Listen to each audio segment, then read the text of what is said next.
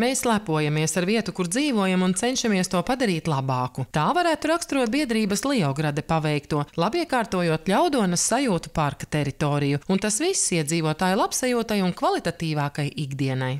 Ir izveidota taka 700 metru nedaudz vairāk garumā pa visu estrādes sajūtu parku. Ir iegādātas liels skaits ar bērnu dažādām lielformāta spēlēm, kuras, protams, izmanto arī pieaugušie. Tad ir sagādāti pufi pasākumos, vairāk kā 10, uz kuriem atpūsties un atveldzēties. Un vēl ir sagādāti šūpuļkrēsli, 7 gabali pa visu sajūtu estrādes parku, kuros arī var gan pasākumu laikos, gan brīvajā laikā atpūsties un baudīt. Un otrs projekts, kas jau ir pašvaldības projekts, tad ir šie bērnu rotaļu laukums, kur ir arī ļoti daudz aktivitāšu dažādām vecuma grupām. Ļoti patīk sajūtu parks, jo mēs dzīvojam tepat uz vietas un jebkurā brīdī varam atnākt ar bērniem. Bērni var izskraidīties pa labirintu, pamasēt pēdiņus, staigājot pa sajūtu taku, iekārt arī šūpuļtīkli, kur mēs ar vīru varam mierīgi pasēdēt, atpūsties.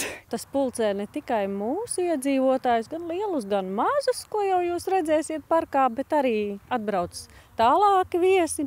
Arī mani radiņi no Igaunijas šeit labprāt izstaigā un arī piesaistītie pasākumi šeit piesaista cilvēkus un draugus un draugu draugus. Un es domāju, ka tā ir vieta, ar ko mēs lepojamies. Šogad parkā tika rīkota pirmo reizi arī pagastā ģimenes diena. Tika izmantota visa parka teritorija. Teiksim, ja atbrauc man viesi ciemos, kad parks noteikti būs tā vieta, kur es atvedīšu viņus kā pastaigu vieta, kā atpūtas zona. Un tagad arī šīs te jaunās iekārtas, kas ir saliktas, kā bērnu rotaļu laukums, kas tiešām tik ļoti ilgi gaidīts. Būs bērniem iespēja, kur atnākt un darboties, un es domāju, ka būs ļoti liela interese par to. Jāuzsver, ka projekts īstenots pateicoties Madonas noda fonda izsludinātajam atklātajam līderu projektu konkursam. Tā kopējais finansējums pārsniedz 13 000 eiro, tā izskaitā arī Madonas noda pašvaldības līdzfinansējums. Biedrība un pašvaldība, iedzīvotāji, tas ir veiksmes stāsts. Biedrības meitenes pamanīja un atrada šos projektus, kuros un realizēties, un tad mēs gatavojām visu nepieciešamo informāciju sadarbībā Lauku atbalsta dienestu. Un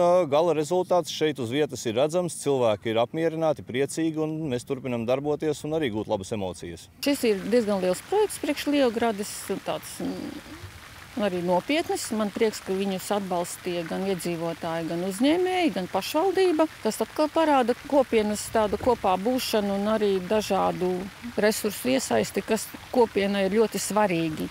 Sakārtojot šo teritoriju, mēs tā kā dodam iespēju ar šo finansējumu justies labāk lauku teritorijās, dzīvot labāk lauku teritorijās un varbūt arī mudināt cilvēkus domāt tālāk, ko mēs varam uzlabot lauku teritorijās.